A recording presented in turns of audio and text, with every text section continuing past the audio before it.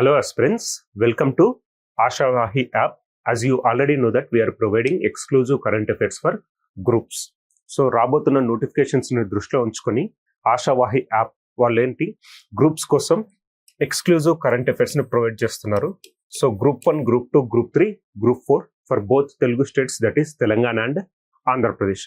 So అందులో భాగంగా let us discuss the today's current affairs. So welcome to the series of current affairs. So let us discuss today's current affairs, that is 11th April 2025.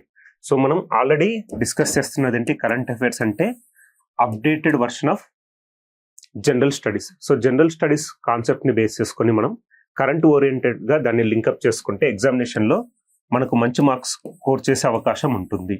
So మనకి మధ్యలో statement based questions వస్తున్నాయి కాబట్టి ఆ క్వశ్చన్లో ఒక one statement is with respect to the basic. So static డేటాకు సంబంధించిన ఒక స్టేట్మెంట్ అడుగుతున్నారు, అదే విధంగా దాన్ని డైనమిక్ గా లింకప్ చేసి క్వశ్చన్స్ అడుగుతున్నారు. కాబట్టి ఏదైనా టాపిక్ మనకు న్యూస్ లో ఉన్నప్పుడు దానికి సంబంధించిన స్టాటిక్ డేటాను చూస్తూ మనం ముందుకు వెళ్ళి నేర్చుకుంటే మనకు ఎగ్జామినేషన్ లో మంచి స్కోర్ సాధించే అవకాశం ఉంది. సో అందులో భాగంగా today's current affairs, that is 11th April 2026. So let us discuss in detail. So first concept, that is volcanic eruption. Volcanic eruptions. So అగ్నిపర్వతాలకు సంబంధించింది. అగ్నిపర్వతం విస్ఫోటనం. సో అగ్నిపర్వత విస్ఫోటనం. సో ఆల్రెడీ మనం చాలాసార్లు డిస్కస్ చేసింది ఏంటి ఎగ్జామినేషన్ పాయింట్ ఆఫ్ లో మనకు వాల్కనో ఎరప్షన్స్, అదేవిధంగా ఎర్త్క్వేక్స్,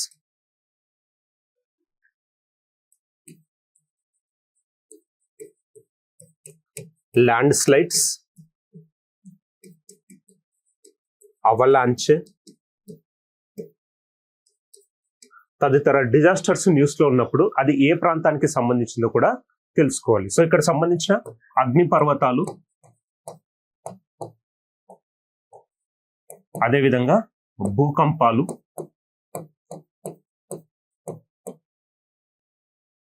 అదేవిధంగా ల్యాండ్ స్లైడ్స్ అండ్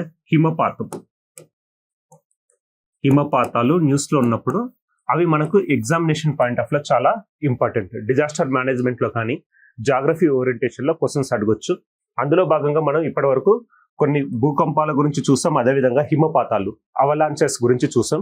ఈ రోజు కాన్సెప్ట్ ఏంటంటే అగ్నిపర్వతాలు. అగ్నిపర్వతం పేరేంటో చూద్దాం. Mount Semeru eruptions in Indonesia. So ఇండోనేషియాలోని అత్యంత చురుకైన అగ్నిపర్వతమైన మౌంట్ సెమరు భారీగా బద్దలైంది. సో మౌంట్ సెమరు అనే అగ్నిపర్వతం బద్దలవడం వల్ల అక్కడ భారీగా మనకి విస్ఫోటనం, ఈ దుమ్ము, ధూళి ఇవి చూస్తున్నాం, పొగతోటి కప్పబడిపోవడం చూస్తున్నాం. సో సింపుల్ గా గుర్తుపెట్టుకోండి, రీసెంట్ గా న్యూస్ లో ఉన్న మౌంట్ సెమరు అనే అగ్నిపర్వతం ఏ దేశానికి సంబంధించింది అంటే మనకు ఇండోనేషియాకు సంబంధించింది. అదేవిధంగా మనకు ఎగ్జామినేషన్ లో ఖచ్చితంగా అడిగేవేంటి అగ్నిపర్వతం కానీ, అదేవిధంగా ఎర్త్క్వేక్స్ కానీ, అవలాంచెస్ కానీ, సునామీ కానీ, హిమపాతాలు, అవలాంచెస్ కి సంబంధించింది, ల్యాండ్ స్లైడ్స్ కి సంబంధించిన క్వశ్చన్స్ వచ్చినప్పుడు అది ఏ ఏరియాకి సంబంధించింది, ఏ కంట్రీకి సంబంధించింది అనేది మనకు ఎగ్జామినేషన్ పాయింట్ ఆఫ్ లో చాలా ఇంపార్టెంట్. సో అందులో భాగంగా ఈరోజు మౌంట్ సెమరు. సో మౌంట్ సెమరు వచ్చేసి ఇక్కడ ఇండోనేషియాకు సంబంధించిన మౌంట్ సెమరు రీసెంట్లీ ఎరప్టెడ్, అంటే రీసెంట్ గా అది విస్ఫోటనం చెందడం జరిగింది. తద్వారా అక్కడున్న ప్రజలకు ప్రాబ్లమ్స్ క్రియేట్ చేయడం జరిగింది. సో అగ్నిపర్వతం బద్దలైనప్పుడు మనకి ఏమవుతుంది, ఇలాంటి దట్టమైన పొగతో కప్పబడి ఉంటుంది. కొన్నిసార్లు మనకి ఏంటంటే ఆ ఏరోప్లేన్స్ ని కూడా క్యాన్సిల్ చేయడం జరుగుతుంది. సో అందులో భాగంగా mount Semeru belongs to Indonesia. So ఇండోనేషియాకు సంబంధించి మనం రీసెంట్ గా నేర్చుకున్నది ఏంటి, Indonesia is considered to be the first south east Asian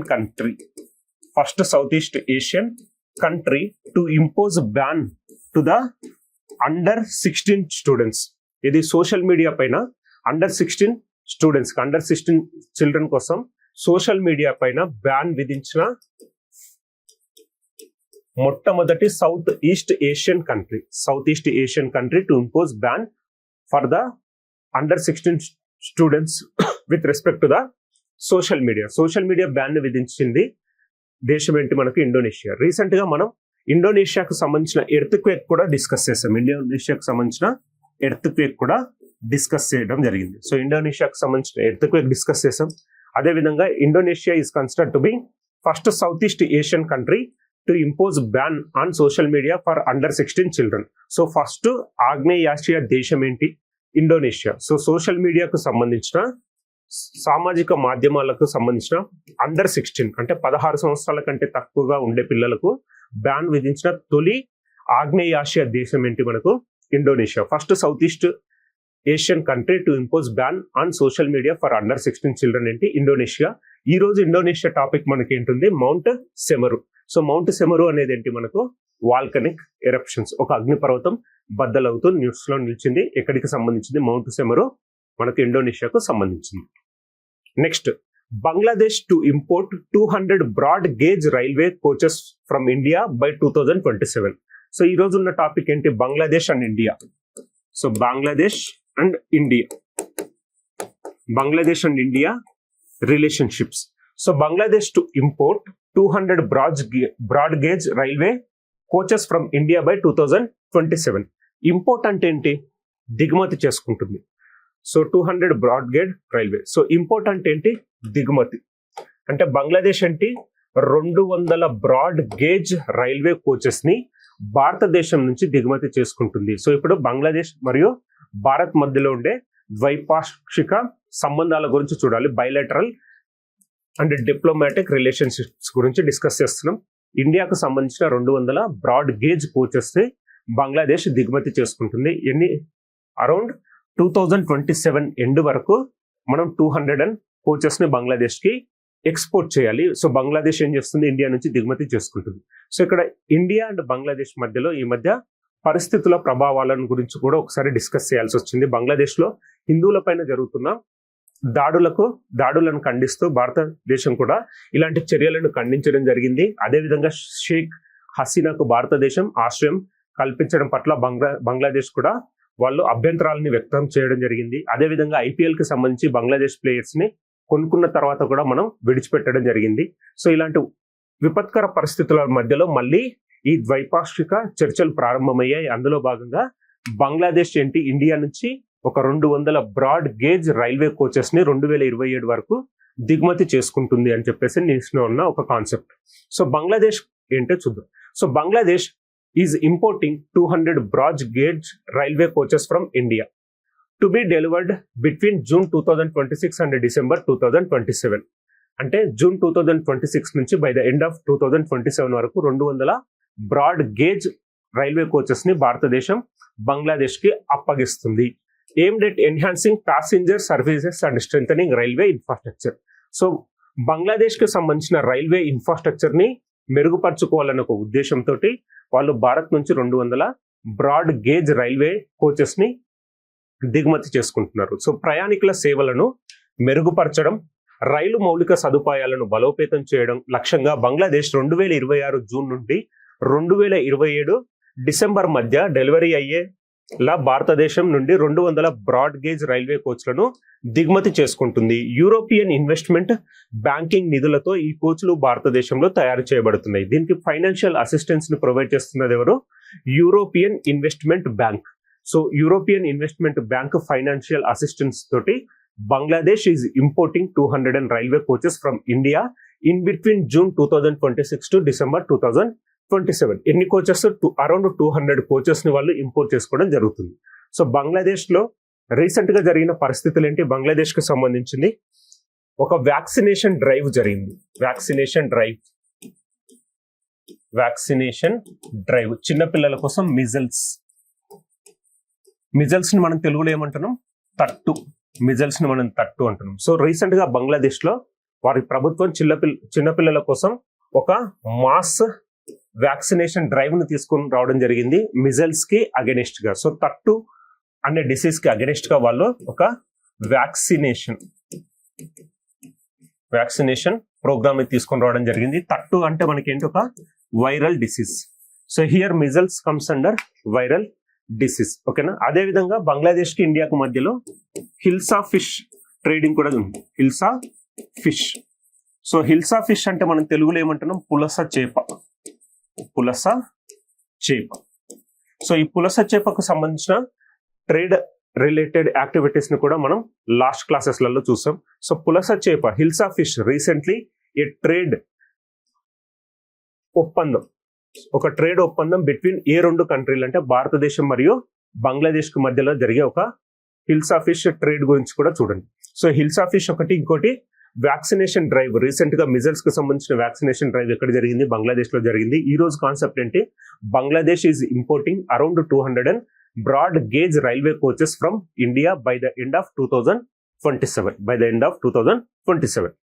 so next concept that is with respect to Indian Institute of chemical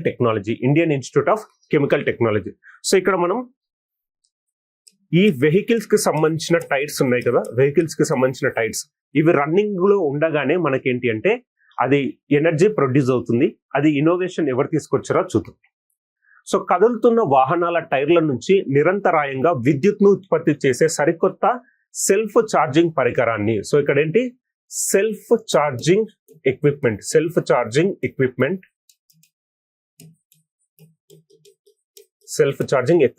means ఏదైనా vehicle కి సంబంధించిన tyre నుంచి నిరంతరంగా మనకు విద్యుత్ ని ప్రొడ్యూస్ చేయడం, దాన్ని సెల్ఫ్ ఛార్జింగ్ ఎక్విప్మెంట్ టైర్ అంటున్నాం. ఎవరు ప్రొడ్యూస్ చేశారో చూద్దాం. సో కదులుతున్న వాహనాల టైర్ల నుంచి నిరంతరాయంగా విద్యుత్ను ఉత్పత్తి చేసే సరికొత్త సెల్ఫ్ ఛార్జింగ్ పరికరాన్ని హైదరాబాద్ లోని భారతీయ రసాయన సాంకేతిక సంస్థ IICT శాస్త్రవేత్తలు అభివృద్ధి చేశారు. సో IICT ఫుల్ ఫామ్ ఏంటి, Indian Institute of Chemical technology. ఎప్పుడైనా ఏదైనా ఇన్స్టిట్యూట్ న్యూస్ లో ఉన్నప్పుడు హెడ్ క్వార్టర్స్ అనేది ఖచ్చితంగా అడిగే అవకాశం ఉంటుంది.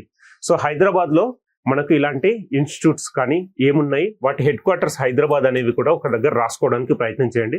సో దట్ మనకి ఎగ్జామినేషన్ లో మనం లాస్ట్ టైంలో వెళ్లే ముందు మనం అది రివిజన్ చేసేటప్పుడు ఏమిటంటే చాలా ఈజీ అవుతుంది. బికాజ్ అన్ని మనకి ఇన్స్టిట్యూషన్స్ హెడ్ క్వార్టర్స్ అన్ని ఒకే దగ్గర వస్తాయి.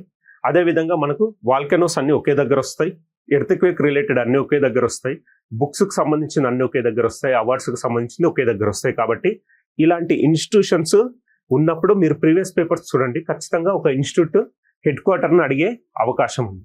సో ఖచ్చితంగా scientists at the Indian Institute of Chemical Technology, Hyderabad, have developed an innovative self-charging device. దీన్ని ఏమంటున్నాం మనం, self-charging device that continuously generates electricity from the tires of moving vehicles. So కదులుతున్న వాహనాలకు సంబంధించిన టైర్ల నుంచి నిరంతరాయంగా విద్యుత్ని ప్రొడ్యూస్ చేయడం జరుగుతుంది. ఆ పరికరాన్ని డెవలప్ చేసిన శాస్త్రవేత్తలు ఎవరు, IICT హైదరాబాద్. IICT అంటే ఏంటి, Indian Institute of Chemical technology. ఇది మార్కెట్లోకి వస్తే సెన్సార్లు స్మార్ట్ వాహనాలలోని చిన్న పరికరాలకు బ్యాటరీ అవసరం ఉండదని చెబుతున్నారు. సో ఇప్పుడు మనకేంటి, ఖచ్చితంగా కొన్ని వెహికల్స్ కి సెన్సార్ అవన్నీ పెట్టాలి అనుకున్నప్పుడు దానికి సంబంధించిన ఛార్జింగ్, మనం దాన్ని ఛార్జింగ్ చేసిన తర్వాత ఆ సెన్సార్ ని అమర్చాల్సి వస్తుంది. బట్ ఒకవేళ ఈ టైర్ల నుంచి నిరంతరాయంగా మనం విద్యుత్ని ప్రొడ్యూస్ చేయగలిగితే ఆ సెన్సార్ కి బ్యాటరీస్ కి మనం బయటికి తీసి దాన్ని సపరేట్ గా ఛార్జ్ చేయాల్సిన అవసరం లేదు.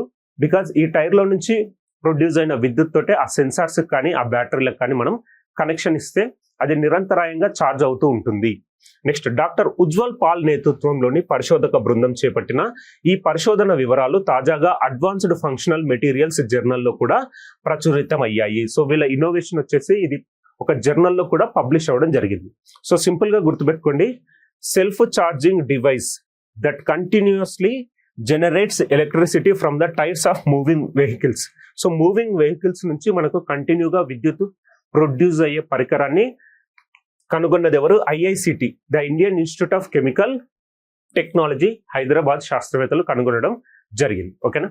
సో ఇందులో మెయిన్ ఏంటంటే ఈ పరికరం వాహనం కదులుతున్నప్పుడు ఉత్పన్నమయ్యే యాంత్రిక శక్తిని విద్యుత్ శక్తిగా మారుస్తుంది. సో ఇక్కడ యాంత్రిక శక్తిని విద్యుత్ శక్తిగా మారుస్తుంది. So it converts mechanical energy into electric energy. So mechanical energy into electrical energy లాగా ఇది కన్వర్ట్ చేయడం జరుగుతుంది. సో మనకి ఎప్పుడైనా ఈ సెన్సార్స్ కానీ బ్యాటరీస్ కి కానీ సపరేట్ గా ఛార్జ్ చేయాల్సిన అవసరం ఉండదు. తద్వారా అక్కడ ప్రొడ్యూస్ అవుతుంది కాబట్టి ఆ టైర్ నుంచి జనరేట్ అయ్యే ఎలక్ట్రిసిటీని ఆ సెన్సార్స్ కానీ బ్యాటరీస్ కానీ తీసుకోవడం జరుగుతుంది. శాస్త్రవేత్తలు ఎవరు, IICT హైదరాబాద్ శాస్త్రవేత్తలు డెవలప్ చేసిన self charging equipment, self charging పరికరాన్ని ఐఐసిటి శాస్త్రవేత్తలు హైదరాబాద్ వాళ్ళు దీన్ని డెవలప్ చేయడం జరిగింది. ఫుల్ ఫామ్ ఏంటి? Indian Institute of Chemical Technology. So ఇలాంటి ఇన్స్టిట్యూట్స్ న్యూస్ లో ఉన్నప్పుడు ఆ హెడ్ క్వార్టర్స్ అనేవి చాలా ఇంపార్టెంట్. సో ఇది ఏం చేస్తుంది? మనకు మెకానికల్ ఎనర్జీని ఎలక్ట్రికల్ ఎనర్జీగా మారుస్తుంది. సో ఇక్కడ యాంత్రిక శక్తిని విద్యుత్ శక్తిగా మార్చే ఒక పరికరం ఐఐసిటి హైదరాబాద్ శాస్త్రవేత్తలు దీన్ని తయారు చేయడం జరిగింది. సో న్యూస్ లో ఉండే ఐఐటీస్ కానీ ఇలాంటి ఇన్స్టిట్యూట్స్ పైన కూడా ఫోకస్ చేయండి, బికాస్ వారి ఇన్నోవేషన్స్ ప్రీవియస్ ఎగ్జామ్స్ లో మనకు అడగడం చూస్తాం. నెక్స్ట్ థర్డ్ కాన్సెప్ట్, రీసెంట్ గా పుదుచ్చేరిలో ఎలక్షన్స్ జరగడం చూస్తున్నాం. So Puducherry elections, Puducherry elections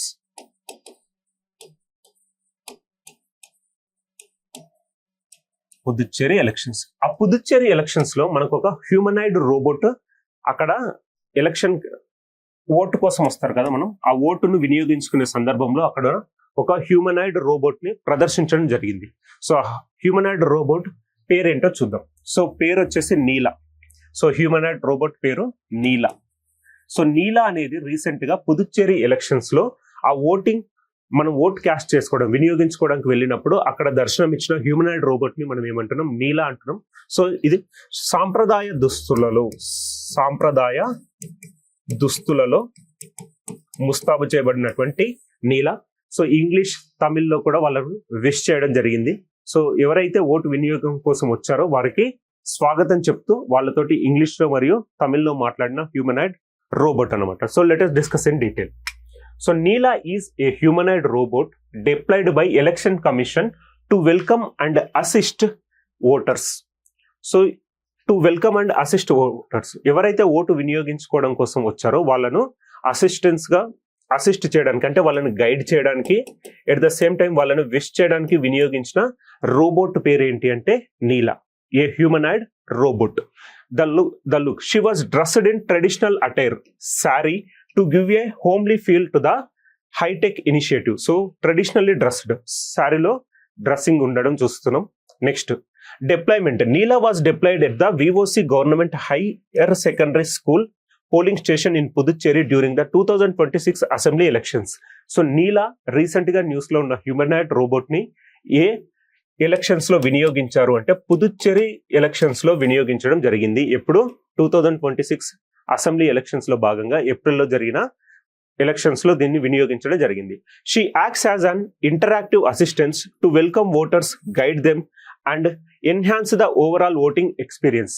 so వాళ్ళని వెల్కమ్ చేయడం జరుగుతుంది, వాళ్ళని గైడ్ చేయడం జరుగుతుంది. అదేవిధంగా ఈ ఓవరాల్ ఎక్స్పీరియన్స్ ఏ విధంగా ఉంది అనేది కూడా చెక్ చేసే హ్యూమనాయిడ్ రోబోట్ ని మనం రోబోట్ నీలా అంటున్నాం. Next, appearance and function. Dressed in traditional attire, she is capable of speaking in English, Tamil, greeting voters and offering the flowers. So వాళ్ళను తమిళ్లో పలకరించడం, ఇంగ్లీష్ లో పలకరించడం, అదే విధంగా వాళ్ళకు ఈ ఫ్లవర్స్ ని అందజేయడం. అంటే మనం ఒకవేళ అతిథులు ఎవరైనా వచ్చినప్పుడు మనం వాళ్ళను మర్యాదపూర్వకంగా పుష్పగుచ్చాలు ఇచ్చి తీసుకెళ్తాం కదా, అదే విధంగా ఇది కూడా ఈ హ్యూమనాయిడ్ రోబోట్ కూడా ఆఫరింగ్ ఫ్లవర్స్. సో సింపుల్ గా గుర్తుపెట్టుకోండి, పేరు నీలా. ఎక్కడ వినియోగించారు? ఎలక్షన్ కమిషన్ వాళ్ళు పుదుచ్చేరి అసెంబ్లీ ఎలక్షన్స్ లో వినియోగించారు ఏప్రిల్ 2026 లో. తమిళ్లో మరియు ఇంగ్లీష్ లో మాట్లాడే humanoid robot for assisting the voters, for welcoming voters, assisting voters. Election commission వాళ్ళు పుదుచ్చేరి ఎలక్షన్స్ లో భాగంగా తీసుకొచ్చిన ఒక హ్యూమనాయిడ్ రోబోట్ పేరే నీలా, ట్రెడిషనల్లీ డ్రెస్డ్. ఓకే, సో నీలా అనేది ఓటర్లను స్వాగతించి వారికి సహాయం చేయడానికి ఎన్నికల సంఘం నియమించిన ఒక హ్యూమనాయిడ్ రోబోట్. సో ఎవరు నియమించారు? ఎలక్షన్ కమిషన్ వాళ్ళు నియమించడం జరిగింది. దాని రూపం ఈ హైటెక్ కార్యక్రమానికి ఒక ఇంటి వాతావరణాన్ని అందించడానికి దానికి సాంప్రదాయ దుస్తులను ధరింపచేశారు. సో ఒకసారి ధరింపచేయడం జరిగింది, సాంప్రదాయ దుస్తులను ధరింపచేయడం జరిగింది, ఒక హోమ్లీ ఫీలింగ్ ని తీసుకొని రావడం కోసం. నెక్స్ట్, 2026 అసెంబ్లీ ఎన్నికల సమయంలో పుదుచ్చేరిలోని విఓసి ప్రభుత్వ ఉన్నత సెకండరీ పాఠశాల పోలింగ్ కేంద్రంలో నీలాను మోహరించారు. మీన్స్ అసెంబ్లీ ఎలక్షన్స్ ఆఫ్ పుదుచ్చేరిలో భాగంగా పుదుచ్చేరిలో మనం మోహరించడం జరిగింది నీలా అనే హ్యూమనాయిడ్ రోబోట్. ఎవరు డిప్లాయ్ చేయడం జరిగింది? Election commission of India. Next, ఆమె ఓటర్లను స్వాగతించడానికి, వారికి మార్గనిర్దేశం చేయడానికి మరియు మొత్తం ఓటింగ్ అనుభవాన్ని మెరుగుపరచడానికి ఒక ఇంటరాక్టివ్ సహాయకురాలుగా వ్యవహరిస్తుంది. సో ఇంటరాక్టివ్ కోసం తీసుకొచ్చిన ఒక హ్యూమనాయిడ్ రోబోట్. సో సాంప్రదాయ దుస్తులు ధరించి ఆమె ఆంగ్లం మరియు తమిళంలో మాట్లాడగలదు, ఓటర్లను పలకరించగలదు మరియు పువ్వులు అందించగలదు. సో మనం పుష్పగుచ్చాలు ఏ విధంగా అందిస్తామో అదేవిధంగా ఇక్కడ robot Neela also offered flowers to the voters. So ఇక్కడ మనకు ఇంటరాక్టివ్ అసిస్టెన్స్ అని గుర్తుపెట్టుకోండి. Interactive assistance, interactive assistance, interactive assistance. ఓకేనా? ఇక్కడ పుదుచ్చేరి ఎలక్షన్స్ లో భాగంగా. నెక్స్ట్ ఆరోగ్య వన్ మెడిసినల్ ప్లాంటేషన్. ఆరోగ్య one medicinal plantation. So national highway authority of India వాళ్ళు తీసుకొచ్చిన ఒక ఇనిషియేటివ్ ఏంటి, రోడ్డుకి ఇరువైపులా ఇలాంటి ప్రాంతాలలో మెడిసినల్ ప్లాంట్స్ ని గ్రో చేయాలి అనే ఒక ఉద్దేశంతో తీసుకొచ్చిన ఇనిషియేటివ్ ని మనం ఏమంటున్నాం, national highway authorities of India వాళ్ళు తీసుకొచ్చిన కార్యక్రమాన్ని ఆరోగ్య వన్ అంటున్నాం. ఆరోగ్య వన్, తెలుగులో వన్ అంటే ఏంటి, వనము. సో ఆరోగ్య వనం అనే కాన్సెప్ట్ తీసుకొచ్చింది ఎవరు, national highway authority of India. National highway authority of India. So NHAI, National Highway Authority of India, to deploy Arogya One along highways to boost biodiversity and promote medicinal plant. So medicinal plants ని promotion చేయాలి అని ఒక ఉద్దేశంతో రోడ్డుకు ఇరువైపులా మనం medicinal plants ని grow చేస్తే బయోడైవర్సిటీ మెరుగవుతుంది అని చెప్పేసి భావించడం జరిగింది. Let us discuss in detail.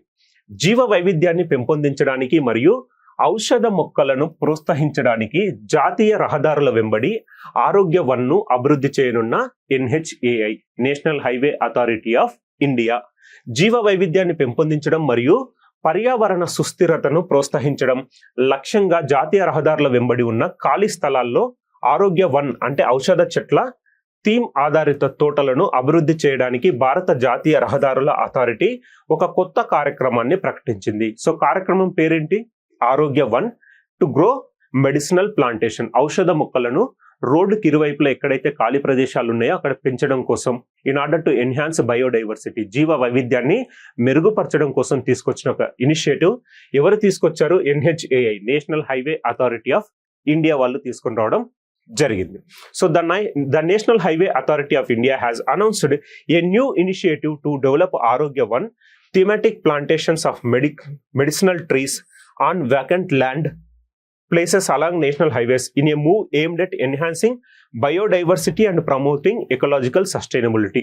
So simple గా బయోడైవర్సిటీ అండ్ ఎకనామికల్ సస్టైనబిలిటీని ఎన్హాన్స్ చేయడం కోసం NHAI, national highway authority of India వాళ్ళు రోడ్డుకు ఇరువైపులా ఎక్కడైతే ఖాళీ ప్రదేశాలు ఉన్నాయో అక్కడ మెడిసినల్ ప్లాంట్స్, ఔషధ మొక్కలను పెంచాలి అని చెప్పేసి తీసుకొచ్చిన ఒక ఇనిషియేటివ్. ఓకేనా? నెక్స్ట్ మొదటి దశలో ఎక్కడెక్కడ చూస్తున్నాం. మొదటి దశలో మధ్యప్రదేశ్, హర్యానా, ఢిల్లీ, ఆంధ్రప్రదేశ్, గుజరాత్, కర్ణాటక, ఒడిస్సా, తమిళనాడు, రాజస్థాన్, మహారాష్ట్ర మరియు ఛత్తీస్గఢ్ సహా పలు రాష్ట్రాలలో 62.8 హెక్టార్ల విస్తీర్ణంలో ఉన్న 17 భూభాగాలను గుర్తించడం జరిగింది. ఈ దశ కింద సుమారుగా 67,462 ఔషధ చెట్లను నాటాలని ప్రణాళిక రూపొందించబడింది. సో ఎన్ని చెట్లు, మొదటి దశలో 67,462 మొక్కలు నాటాలి అని చెప్పేసి వీళ్ళొక ప్రణాళికను రూపొందించడం జరిగింది national highway authority of India వాళ్ళు. So in the first phase national highway authority of India has identified 17 land parcels spanning over 62.8 hectares across multiple states. ఏమేం స్టేట్స్ ఉన్నాయి, it includes Madhya Pradesh, Haryana, Delhi, Andhra Pradesh, Gujarat, Karnataka, Odisha, Tamil Nadu, Rajasthan, Maharashtra and Chhattisgarh. So ఒకవేళ మనకు ఎగ్జామినేషన్ లో only phase 1 అయినప్పుడే మనం examination లో వస్తే మనల్ని కన్ఫ్యూజ్ చేయడానికి ఏంటి, ఈ ఆరోగ్య వన్ కింద ఆంధ్రప్రదేశ్ రాష్ట్రం సెలెక్ట్ అయ్యింది అనే ఒక స్టేట్మెంట్ బేస్డ్ క్వశ్చన్స్ కూడా అడగొచ్చు. సో ఆంధ్రప్రదేశ్ సెలెక్ట్ అయింది, ఓకే, బట్ తెలంగాణ ఇందులో ఇంకా ఇంక్లూడ్ అవ్వలేదు. ఓకేనా? ఒకవేళ అప్డేట్ ఉంటే మనం ఎగ్జామ్ వరకు దాన్ని కూడా అప్డేట్ చేసుకొని ముందుకు వెళ్దాం. ఎగ్జామినేషన్ లో కన్ఫ్యూజ్ చేయడానికి ఒకవేళ స్టేట్మెంట్ బేసిస్ క్వశ్చన్స్ వచ్చినప్పుడు మొదటి దశలో మనకు తెలంగాణ కూడా ఇందులో ఇంక్లూడ్ చేయబడింది అంటాం. But as of today Telangana ఇందులో ఇంక్లూడ్ చేయబడలేదు. ఒకవేళ ఫ్యూచర్ లో ఇంక్లూడ్ అవుతే దాన్ని మనం అప్డేటెడ్ గా చూద్దాం. సో స్టేట్మెంట్ బేసిస్ క్వశ్చన్స్ వచ్చినప్పుడు ఇబ్బంది పడకండి. ఇందులో ఫస్ట్ ఫేజ్ లో మనకు అరౌండ్ 67,462 ప్లాంట్స్ ని మనం నాటాలి అని చెప్పేసి ప్రణాళికలను రూపొందించింది national highway authority of India. So national highway authority of India. National highway authority of India act ఎప్పుడు వచ్చింది మనకు? 1988లో ఈ చట్టం రావడం జరిగింది. National highway authority of India act A year లో రావడం జరిగింది? 1988లో యాక్ట్ రావడం జరిగింది. But it came in to effect, అమలులోకి వచ్చింది ఎప్పటి నుంచి మనకు? 1995 నుంచి అమలులోకి వచ్చింది national highway authority of India. So చట్టం వచ్చింది మనకి ఎప్పుడు? 1988లో ఈ చట్టం రావడం జరిగింది. యాక్ట్ 1988లో రావడం జరిగింది. ఎప్పటి నుంచి మనకు కేమ్ ఇన్ టు ఎఫెక్ట్ అంటే 1995 నుంచి ఇది కేమ్ ఇన్ టు ఎఫెక్ట్, అంటే అమలులోకి వచ్చింది 1995 నుంచి. ఓకేనా? అదేవిధంగా ప్రీవియస్ క్లాసెస్ లో NHAI వాళ్ళను డిస్కస్ చేసింది ఏంటి? రోడ్డుకు ఇరువైపులా, సో రోడ్డుకు ఇరువైపులా వాళ్ళు ఏం చేస్తున్నారు? బీ కారిడార్ ను డెవలప్ చేయడం జరిగింది. సో తేనెటీగల పెంపకాన్ని అభివృద్ధి చేయడం కోసం తేనెటీగల కారిడార్, దాన్ని మనం ఏమంటున్నాం? బీ కారిడార్ అంటున్నాం. సో బీ కారిడార్ ని డెవలప్ చేస్తూ వార్తల్లో నిలిచింది national highway authority of India. మళ్ళీ ఇప్పుడున్న కాన్సెప్ట్ ఏంటి? ఆరోగ్య వన్ ని డెవలప్ చేయాలి అని. సో ప్రీవియస్ క్లాస్ లో మనం డిస్కస్ చేసింది ఏంటి? ఇక్కడ ఈ రోడ్డుకు ఇరువైపులా ఇక్కడ బి కారిడార్ ని ఏర్పాటు చేయాలని భావించిన national highway authority of India.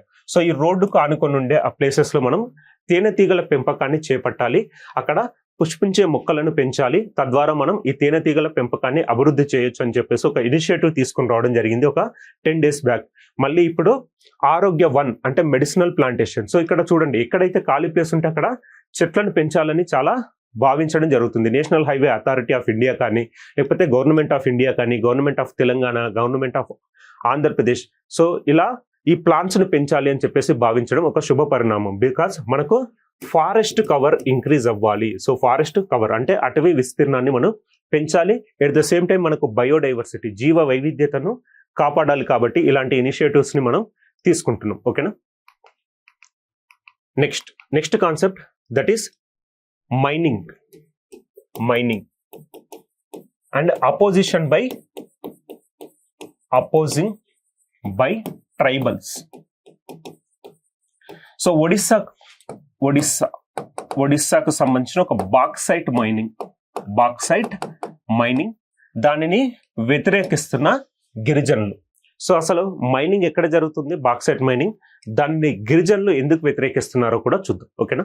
So bauxite mining ని వ్యతిరేకిస్తున్న ఒరిస్సా గిరిజనులు. So the Sijimali bauxite mine. So Sijimali bauxite గని. సో సిజిమలి బాక్సైట్ గని కోసం అప్రోచ్డ్ రోడ్ అంటే ప్రధాన రహదారికి అనుసంధానించే దారి నిర్మాణాన్ని వ్యతిరేకంగా జరిగిన నిరసనల నేపథ్యంలో ఒడిస్సాలోని రాయ్గఢ్ జిల్లాలలో గిరిజన గ్రామస్తులు మరియు పోలీసులకు మధ్య ఇటీవల జరిగిన హింసాత్మక ఘర్షణలో డజన్ల కొద్ది ప్రజలు గాయపడ్డారు. సో ఇక్కడ ఏంటి? బాక్సైట్ మైనింగ్ ని వ్యతిరేకిస్తున్న ఒడిస్సా ప్రజలు, ఒడిస్సా గిరిజనులు, ఒడిస్సా ట్రైబ్స్. సో బికాస్ ఈ మైనింగ్ కి ఆ రోడ్డు అనుసంధానం జరగాలి అంటే వీళ్ళ ప్లేసెస్ నుంచి ఆ రోడ్డు కన్స్ట్రక్షన్ జరగాలి. సో వాళ్ళకి సంబంధించిన లైవ్లీహుడ్ అంటే వాళ్ళకి సంబంధించిన ఈ లైవ్లీహుడ్ డిస్టర్బ్ అవుతుంది, వాళ్ళ లైఫ్ స్టైల్ డిస్టర్బ్ అవుతుంది అని చెప్పేసి అక్కడ గిరిజనులు ముందు నుంచి వ్యతిరేకిస్తూ రావడం జరిగింది. ఏ బాక్సైట్ మైన్ అంటున్నాం? దాన్ని సిజిమాలి బాక్సైట్. ఓకేనా? సిజిమాలి బాక్సైట్ మైన్ అంటున్నాం. సో ఇక్కడ ఆ ట్రైబల్స్ వ్యతిరేకించడం జరుగుతుంది. Recent violent clashes between tribal villagers and police. So తరచుగా ఈ మధ్య పోలీస్ కి మరియు అక్కడ విలేజ్ ప్రజలకు తరచుగా ఘర్షణ వాతావరణం నెలకొంది. చాలా మంది ఈ లాఠీ చార్జులలో వాళ్ళు గాయపడడం జరిగింది. సో పోలీసులు గాయపడ్డారు, గిరిజనులు కూడా గాయపడ్డారు. సో మనం ఇక్కడ ఏంటి అంటే ఏ కోణంలో దీన్ని చూడాలంటే ఎన్విరాన్మెంట్ కోణంలో చూడాలి. సో బాక్సైట్ మైన్స్ మనకి ఎక్కువగా ఎక్కడున్నాయి? ఒడిస్సాలో ఉన్నాయి. సో దానికి సంబంధించిన డీటెయిల్స్ చూద్దాం. So Odisha is the undisputed leader in India's bauxite sector. So bauxite sector లో ఒడిస్సా ఇండియాకి ఏంటి అంటే ఒక బ్యాక్ బోన్ లాంటిది. So serving as the back bone of countries aluminium industry. So bauxite నుంచి మనకు వచ్చేది ఏంటి? అల్యూమినియం ఇండస్ట్రీకి బాక్సైట్ అవసరం. సో బాక్సైట్ ఏంటి? ఒక raw material for aluminium. So ఇండియాకు సంబంధించి ఒడిస్సా స్టేట్ ని మనం ఏమంటున్నాం? బ్యాక్ బోన్ ఆఫ్ బాక్సైట్ అంటున్నాం. బ్యాక్ బోన్ ఆఫ్ బాక్సైట్ అంటున్నాం. At the same time back bone of aluminium industry అంటున్నాం. Store house of back bone store house of bauxite అంటున్నాం. అదేవిధంగా back bone for the aluminium industry అంటున్నాం. Okay, because aluminium కోసం మనకు ముడిసరికి ఏంటి, raw material bauxite. So ఇక్కడ around మనకి ఎంత 41% of India's total bauxite resources ఎక్కడ ఉన్నాయి, ఒరిస్సాలో ఉన్నాయి. So Odisha is the undisputed leader in India's bauxite sector, serving as the back bone to the country's aluminum industry. The state's mineral wealth extends beyond bauxite to include significant deposits of iron ore, coal and nickel.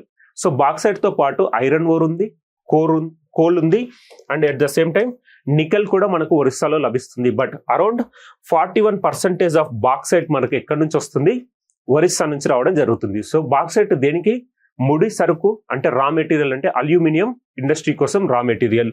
ఇక్కడ ఉండే tribals ఎవరు, tribals ఏ tribals దీన్ని oppose చేయడం జరుగుతుంది. ఆ tribals ఏంటంటే కోందులు మరియు Dongria కోందులు. So ట్రైబులో కోంద్ and Dongria కోందులు, ఈ గిరిజనులు దీన్ని వ్యతిరేకించడం జరుగుతుంది. సో లాస్ట్ ఆల్మోస్ట్ ఒక 6 years నుంచే జరుగుతున్న ఉద్యమం ఇది. 6 years నుంచి జరుగుతున్న ఉద్యమం 2023లో గవర్నమెంట్ వేదాంత కంపెనీకి అక్కడ ఎక్స్కవేషన్స్ కోసం పర్మిషన్ ఇవ్వడం జరిగింది. వేదాంత కంపెనీకి ఎక్స్కవేషన్స్ కోసం పర్మిషన్ ఇవ్వడం జరిగింది. బాక్సైట్ గని పేరు సిజిమాలి. సో సిజిమాలి అనే బాక్సైట్ గని తవ్వకాలను అపోజ్ చేస్తున్న గిరిజనులు ఎక్కడి నుంచి, ఒడిశాకు సంబంధించిన కోందులు మరియు డోంగ్రియా కోందులు దీనిని వ్యతిరేకిస్తున్నారు. రీసెంట్ గా ఘర్షణ వాతావరణం కూడా నెలకొంది. బట్ ఇక్కడ మనం గుర్తుంచుకోవాల్సింది ఏంటి, ఎగ్జామినేషన్ లో బాక్సైట్ సిజిమాలి గని మైన్ ఎక్కడికి, ఏ రాష్ట్రానికి సంబంధించింది, ఒడిశా రాష్ట్రానికి సంబంధించింది. బాక్సైట్ అంటే ఏ ఇండస్ట్రీకి, మనకు ముడి సరుకు raw material for aluminium industry.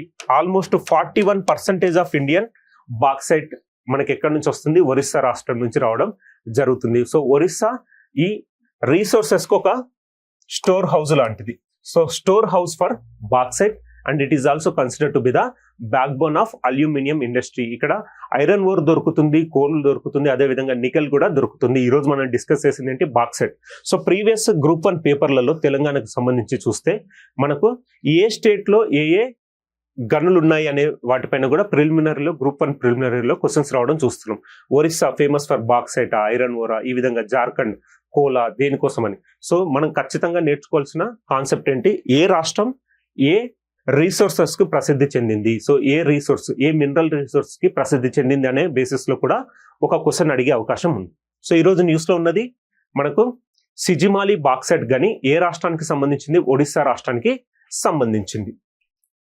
Next buildings, artificial intelligence based buildings for eco friendly. So కృత్రిమ మేధస్సు ఉపయోగించి బిల్డింగ్స్ కన్స్ట్రక్షన్ జరుగుతుంది. ఎక్కడ, మనకు ముంబైలో జరుగుతుంది. So artificial intelligence building in order to support eco friendly atmosphere. So ఇక్కడ Mumbai's real estate sector is entering a new phase with the introduction of AI powered breathable buildings. So ఈ buildings మనం ఏమంటున్నాం, breathable buildings అంటున్నాం. So breathable buildings అంటే ఏంటి, మనకు దగ్గరలో ఉండే పొల్యూషన్ ని తీసుకొని అక్కడ నుంచి ఈకో ఫ్రెండ్లీగా దాన్ని మార్చే బిల్డింగ్స్ ని బ్రీతబుల్ బిల్డింగ్స్ అంటున్నాం. రీసెంట్ గా దీన్ని ఎక్కడ తీసుకొని రావడం జరిగింది, ముంబైలో తీసుకొని రావడం జరిగింది. సో ఇవన్నీ మనకు ఎన్విరాన్మెంట్ లో చాలా ఇంపార్టెంట్ కాన్సెప్ట్, బ్రీతబుల్ బిల్డింగ్స్. ఓకేనా. So Mumbai's real estate sector is entering a new phase with the introduction of AI powered breathable buildings, marking a shift from the traditional smart home features to health centric infrastructure. So ఇంతకు ముందుకు ఏంటి, traditional smart homes నుంచి ఇప్పుడు health కి ఎక్కువగా importance ఇచ్చే initiative గా దీన్ని మనం చూడవచ్చు. A major pilot project is set to integrate advanced air purification technology into the larger scale developments, placing indoor air quality at the forefront of urban living. So ఇక్కడ air purification కోసం వాళ్ళు ఎక్కువగా priority ఇవ్వడం జరిగింది. So air purification indoors అంటే మనకు ఇంటి లోపల ఎయిర్ ప్యూరిఫికేషన్ కోసం ఆర్టిఫిషియల్ బేస్డ్ బ్రీతబుల్ బిల్డింగ్స్ ని తీసుకొని వచ్చిన నగరం ఏంటి అంటే మనకు ముంబై. సో ముంబైలో కూడా కాలుష్యం ఎక్కువ. ఢిల్లీ, ముంబై, హైదరాబాద్ ఇలాంటి నగరాల్లో కాలుష్యం ఎక్కువ కాబట్టి దాన్ని న్యూట్రలైజ్ చేసి ఎకో ఫ్రెండ్లీ బిల్డింగ్స్ లో భాగంగా artificial intelligence based breathable buildings ని తీసుకొని వచ్చి ఇండోర్స్ లో ఎయిర్ క్వాలిటీ మెయింటైన్ చేస్తూ ఒక ప్యూరిఫైడ్ ఎయిర్ ఇంటి వాతావరణంలో ఉండాలి అని చెప్పేసి భావిస్తూ కృత్రిమ మేధ ఉపయోగించి బ్రీతబుల్ బిల్డింగ్స్ ని తీసుకొని వచ్చిన నగరం ఏంటి అంటే మనకు ముంబై. సో ఏఐ ఆధారిత బ్రీతబుల్ బిల్డింగ్స్ ప్రవేశంతో ముంబై రియల్ ఎస్టేట్ రంగం ఒక కొత్త దశలోకి ప్రవేశిస్తుంది. ఇది సాంప్రదాయ స్మార్ట్ హోమ్ ఫీచర్ల నుండి ఆరోగ్య కేంద్రీకృత మౌలిక సదుపాయాల వైపు ఒక మార్పును సూచిస్తుంది. ఇంతకంటే ముందు అందరూ స్మార్ట్ హోమ్స్ అనేవాళ్ళు. ఇప్పుడు మొత్తం మనకు ఆరోగ్యకరమైన వాతావరణం ఇంట్లో ఉండాలి అంటే మనకు ఎయిర్ క్వాలిటీ మెరుగుపడాలి. సో ఎయిర్ క్వాలిటీ మెరుగుపడాలి అంటే ఇలాంటి బిల్డింగ్స్ ఖచ్చితంగా ఉండాలి. సో ఆర్టిఫిషియల్ బేసిస్ తోటి మనకు బ్రీతబుల్ బిల్డింగ్స్ ని తీసుకొస్తున్న సిటీ ఏంటి అంటే ముంబై. సో పట్టణ జీవనంలో ఇండోర్ గాలి అంటే ఇండోర్ అంటే ఏంటి, ఇంటి లోపల గాలి నాణ్యతకు అగ్రస్థానం కల్పిస్తూ పెద్ద ఎత్తున జరిగే నిర్మాణాలలో అధునాతన గాలి శుద్ధి సాంకేతికను అనుసంధానించడానికి ఒక ప్రధాన పైలట్ ప్రాజెక్టుగా సిద్ధమవుతుంది. సో ఇండోర్ లో ఈ గాలి అంటే ఏంటి, ఇంటి లోపల ఆ గాలి నాణ్యతను పెంపొందించాలి అని చెప్పేసి ఎయిర్ ప్యూరిఫికేషన్ కోసం కొన్ని డివైజెస్ ని అమర్చడం జరుగుతుంది. తద్వారా మనకు ఇండోర్ లో ఈ ఎయిర్ క్వాలిటీ అనేది హైగా ఉంటుంది. అంటే ఇంటి లోపల మనకి ఈ గాలి నాణ్యతను మెరుగుపరచడం కోసం తీసుకొచ్చిన బిల్డింగ్స్, వాటిని మనం ఏమంటున్నాం, బ్రీతబుల్ బిల్డింగ్స్ అంటున్నాం. ఇక్కడ ముంబై. నెక్స్ట్ కాన్సెప్ట్, న్యూస్ లో ఉన్న project. So to strengthen India's renewable energy capacity, the Cabinet Committee on Economic Affairs chaired by Honorable Prime Minister Narendra Modi has approved Kalai Hydroelectric Project. So simple గా గుర్తుపెట్టుకోండి, recent గా approve అయిన Kalai hydro electric project ఏ రాష్ట్రానికి సంబంధించింది? So ఏ రాష్ట్రానికి సంబంధించింది? అరుణాచల్ ప్రదేశ్ రాష్ట్రానికి సంబంధించింది. సో ఇక్కడ it is a India's renewable energy కెపాసిటీని ఇంక్రీజ్ చేయడం కోసం రీసెంట్ గా కలై 2 హైడ్రో ఎలక్ట్రిక్ ప్రాజెక్ట్ ని ఏ రాష్ట్రానికి కేటాయించడం జరిగింది? అరుణాచల్ ప్రదేశ్ కి సంబంధించిన hydro electric project. This project was announced on April 8th, 2026 and it will be developed on the Lohit River. ఏ రివర్? లోహిత్ రివర్. ఇక్కడ అరుణాచల్ ప్రదేశ్. సో అరుణాచల్ ప్రదేశ్ లోని అంజావ్ జిల్లాలో 78 నెలల పూర్తి కాలంతో 1200 మెగావాట్ల కలై 2 జల విద్యుత్ ప్రాజెక్టు నిర్మాణానికి సంబంధించిన పెట్టుబడి ప్రతిపాదనను కేంద్ర మంత్రివర్గం ఆమోదించింది. సో కలై జల విద్యుత్ ప్రాజెక్ట్ పేరేంటి? కలై జల విద్యుత్ ప్రాజెక్ట్ ఏ నది పైన ఉంది? లోహిత్ నది పైన ఉంది. ఏ రాష్ట్రానికి సంబంధించింది? మనకు అరుణాచల్ ప్రదేశ్. సో అరుణాచల్ ప్రదేశ్ కి సంబంధించిన ప్రాజెక్ట్ పేరు గుర్తుపెట్టుకోండి, Kalai hydro electric project. So renewable energy అంటున్నాం కాబట్టి ప్రీవియస్ క్లాస్ లో మనం డిస్కస్ చేసింది ఏంటి? ర్యాంకింగ్స్ డిస్కస్ చేసాం. ప్రీవియస్ క్లాస్ లో ర్యాంకింగ్స్ ను డిస్కస్ చేయడం జరిగింది. ఆ ర్యాంకింగ్స్ ఏమున్నాయి మనకు? మొదటి స్థానంలో ఉన్నది ఏంటి? చైనా. రెండో స్థానంలో ఉన్నది యుఎస్ఏ. మూడో స్థానంలో ఉన్నది ఇండియా. సో రెన్యూవబుల్ ఎనర్జీకి సంబంధించిన ర్యాంకింగ్స్ ఇన్స్టాల్డ్ కెపాసిటీ ప్రకారంగా ప్రీవియస్ క్లాస్ లో మనం డిస్కస్ చేసింది ఏంటి? మొదటి స్థానంలో చైనా, రెండో స్థానంలో యుఎస్ఏ, మూడో స్థానంలో ఇండియా టార్గెట్ ఏంట? నెట్ జీరో కోసం 2070 నెట్ జీరో సాధించాలనే లక్ష్యంతో వెళ్తుంది. 2070 నాటికి మనం నెట్ జీరోను సాధించాలి అని చెప్పేసి మనం ముందుకు వెళ్తున్నాం.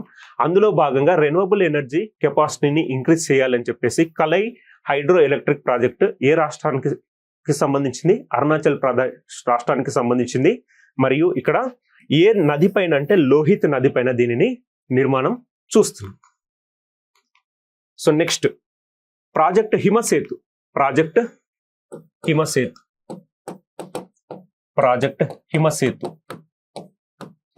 సో రీసెంట్ గా ఒక ల్యాండ్ స్లైడ్ రావడం జరిగింది. అక్కడ ఆర్మీ చేపట్టిన ఒక ప్రాజెక్ట్ ని మనం ఏమంటున్నాం? ప్రాజెక్ట్ హిమసేతు అంటున్నాం. సో ఈ ప్రాజెక్ట్ హిమసేతు గురించి డీటెయిల్ గా డిస్కస్ చేద్దాం. సో ఆపరేషన్ హిమసేతు ఏంటో చూద్దాం. Army completes high risk rescue in 48 hours near India China border.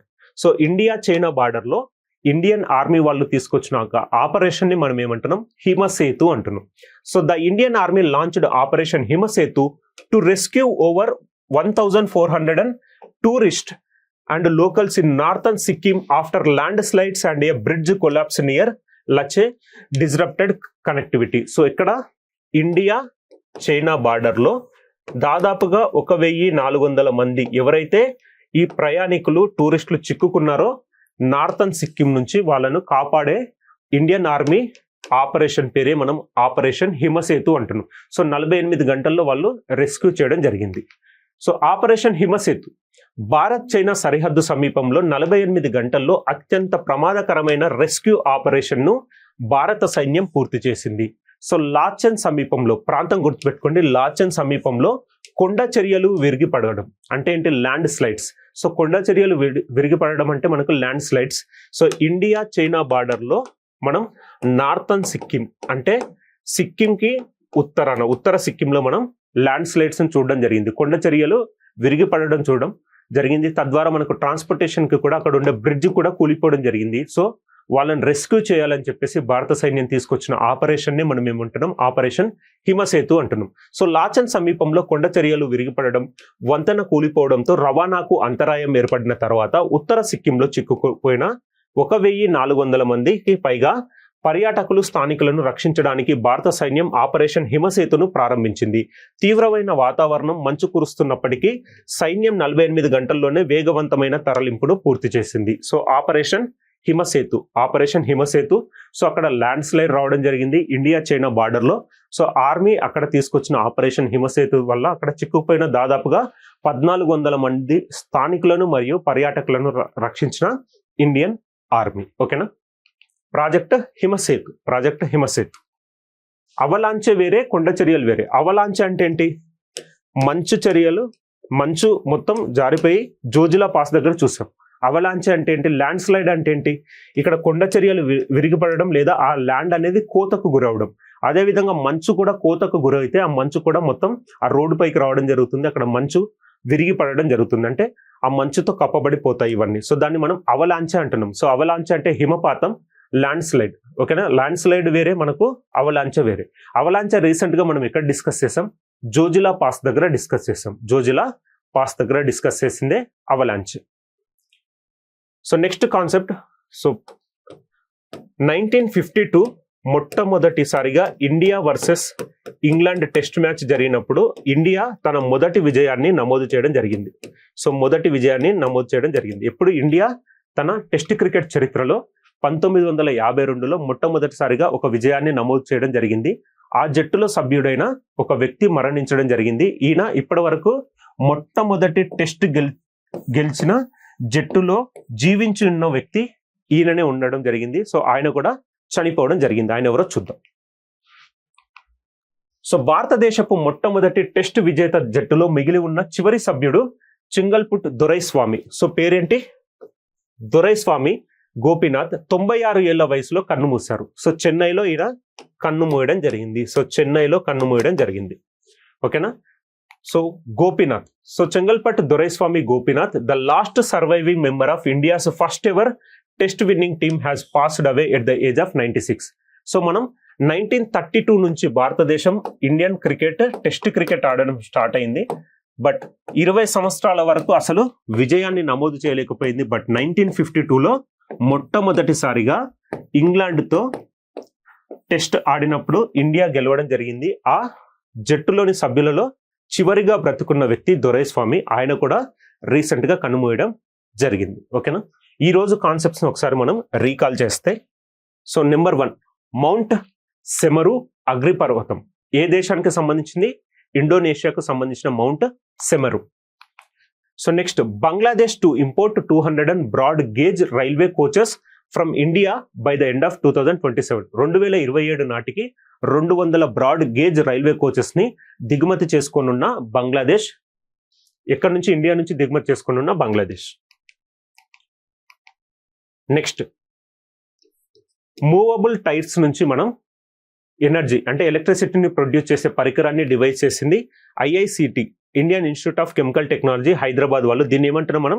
Self charging device ని డెవలప్ చేసిన IICT వాళ్ళు, హైదరాబాద్ కు సంబంధించిన శాస్త్రవేత్తలు. Self charging self charging device అంటున్నాం. తద్వారా మనం ఆ సెన్సార్స్కి కానీ బ్యాటరీస్కి కానీ సపరేట్గా ఛార్జింగ్ చేయాల్సిన అవసరం ఉండదు ఫ్యూచర్లో. నెక్స్ట్ హ్యూమన్ రోబోట్ నీలా. ఇక్కడ పుదుచ్చేరి అసెంబ్లీ ఎలక్షన్స్ లో భాగంగా ఎలక్షన్ కమిషన్ వాళ్ళు తీసుకొచ్చిన హ్యూమనాయిడ్ రోబోట్ పేరేంటి? నీలా.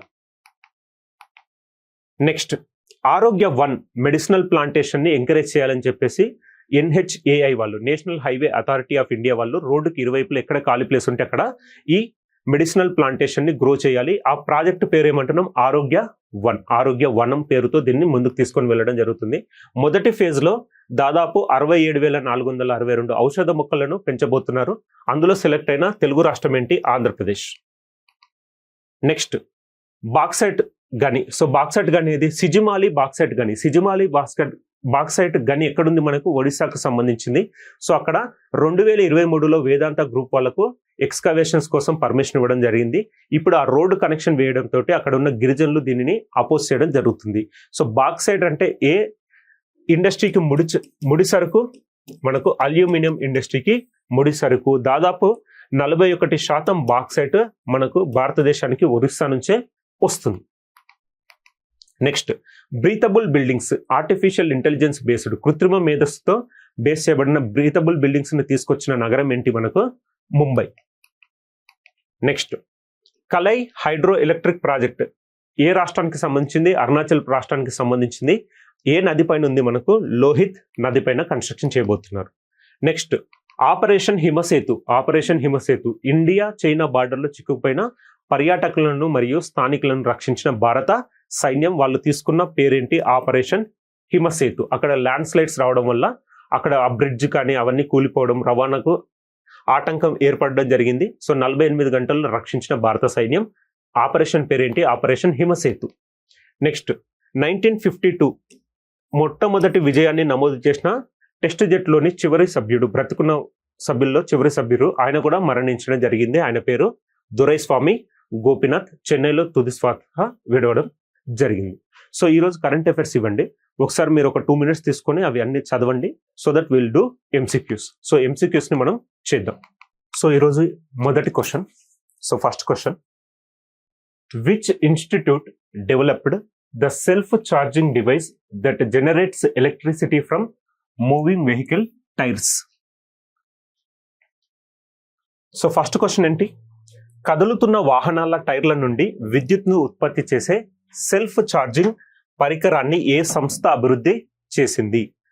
Option A IIT Hyderabad, option B CSIR Hyderabad, option C NIT Warangal, option D BITS Pilani, option B ఏంటి? CSIR IICT Hyderabad. So CSIR IICT Hyderabad అనేది option B, option C NIT Warangal, option D BITS Pilani. So ఇక్కడ కదులుతున్న వాహనాల టైర్ల నుండి విద్యుత్ను ఉత్పత్తి చేసే సెల్ఫ్ ఛార్జింగ్ పరికరాన్ని ఏ సంస్థ అభివృద్ధి చేసింది? CSIR కి సంబంధించిన IICT హైదరాబాద్ వాళ్ళు డెవలప్ చేసిన పరికరాన్ని మనం ఏమంటున్నాం? సెల్ఫ్ ఛార్జింగ్ డివైస్ అంటున్నాం. Self charging device from moving vehicles. ఆ టైర్ల నుంచి మనకు ఈ మెకానికల్ ఎనర్జీని ఎలక్ట్రికల్ ఎనర్జీగా కన్వర్ట్ చేసే పరికరాన్ని డెవలప్ చేసింది ఎవరు? CSIR కి సంబంధించిన IICT హైదరాబాద్ వాళ్ళు డెవలప్ చేసిన ఒక ఇనిషియేటివ్. సో ఆప్షన్ బి అనేది కరెక్ట్. CSIR కి సంబంధించిన IICT వాళ్ళు. ఓకేనా? Next second question, that is what is the name of humanoid robot deployed by the election commission to assist voters in Puducherry? So పుదుచ్చేరిలో ఓటర్లకు సహాయం చేయడానికి ఎన్నికల సంఘం నియమించిన హ్యూమనాయిడ్ రోబోట్ పేరేంటి? Option A Siri, option B Mitra, option C Neela, option D Vyommitra. So option A Siri, option B Mitra, option C Neela, option 4 Vyommitra. So మనకు Puducherry elections లో, అసెంబ్లీ ఎలక్షన్స్ లో ఎలక్షన్ కమిషన్ వాళ్ళు నియమించిన ఒక హ్యూమనాయిడ్ రోబోట్ పేరేంటి? Option C, that is Neela. ఓకేనా? Next third question, that is how many broad gauge railway coaches is Bangladesh importing from India by 2027? So 2027 నాటికి బంగ్లాదేశ్ భారతదేశం నుండి ఎన్ని బ్రాడ్ గేజ్ రైల్వే కోచ్లను దిగుమతి చేసుకుంటుంది? Option A 100, option B 150, option C 200, option D 250. So ఎన్ని coaches ని ఇంపోర్ట్ చేసుకుంటుంది? ఆప్షన్ సి 200 కోచెస్ ని ఇంపోర్ట్ చేసుకుంటుంది. ఓకేనా.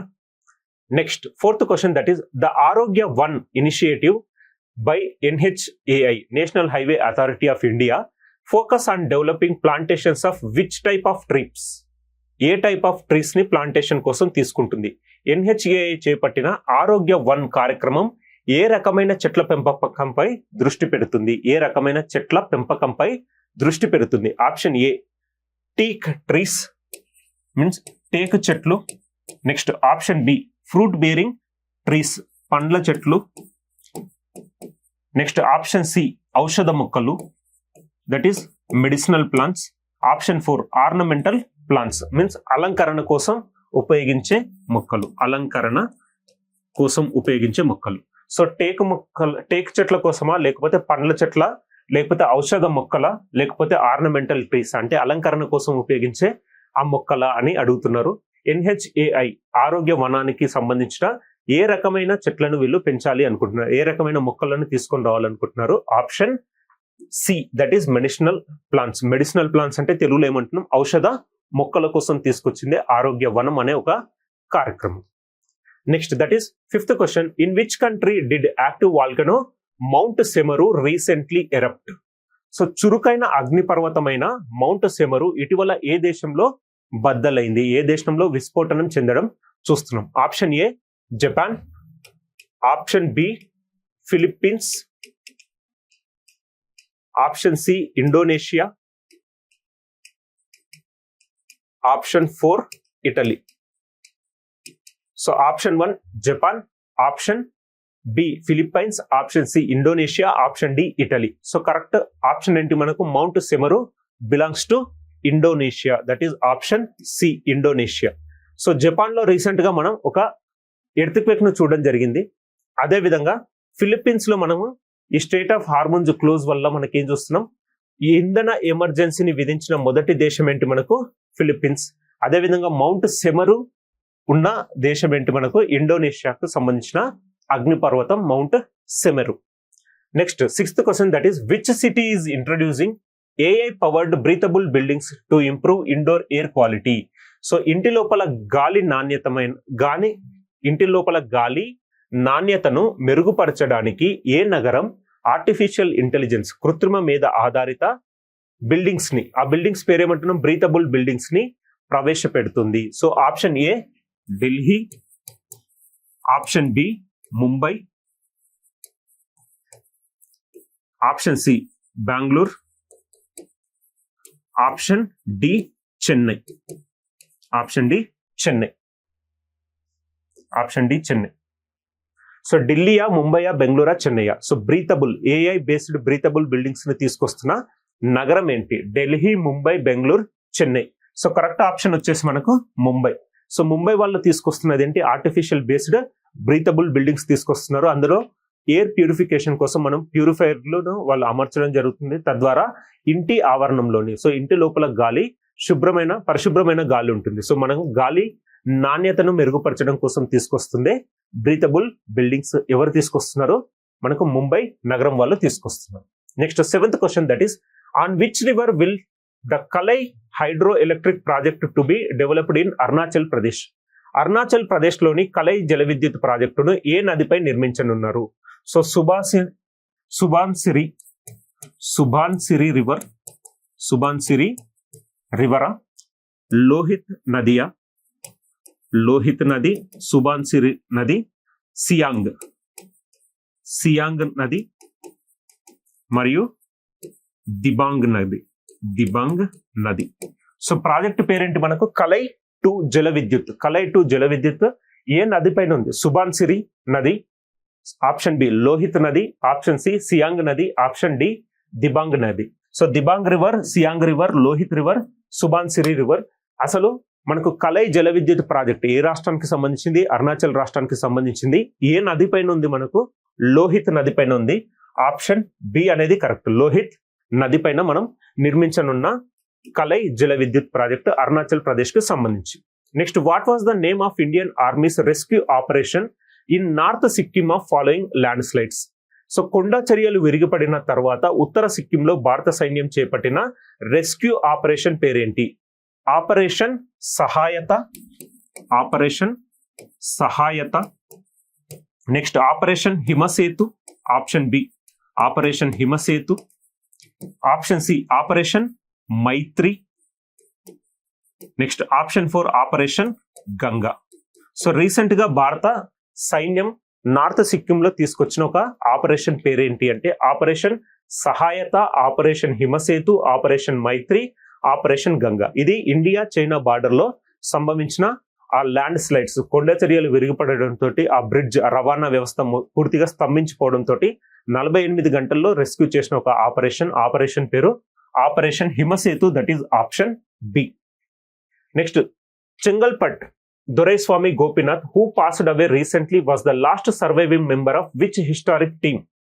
ఓకే క్వశ్చన్, ఇటీవల కన్నుమూసిన చింగిల్పట్ దొరైస్వామి గోపీనాథ్ ఏ చారిత్రాత్మక జట్టులో మిగిలి ఉన్న చివరి సభ్యుడు? Option 1 India's first world cup winning team.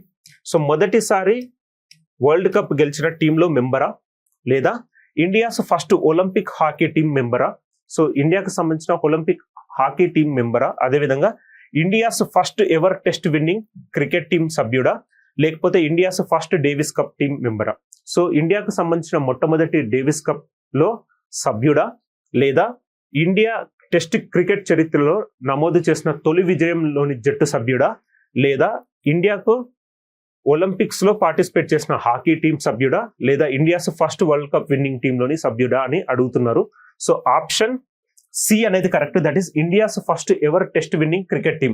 అంటే 1932లో భారతదేశం టెస్ట్ క్రికెట్ ఆడడం ప్రారంభించింది, బట్ 1952 వరకు ఒక్క విజయాన్ని కూడా నమోదు చేయలేదు. తన తొలి విజయాన్ని 1952లో అగెనిస్ట్ ఇంగ్లాండ్, అంటే ప్రత్యర్థి ఇంగ్లాండ్ గా ఉన్నప్పుడు తన తొలి విజయాన్ని నమోదు చేయడం జరిగింది భారత జట్టు 1952లో.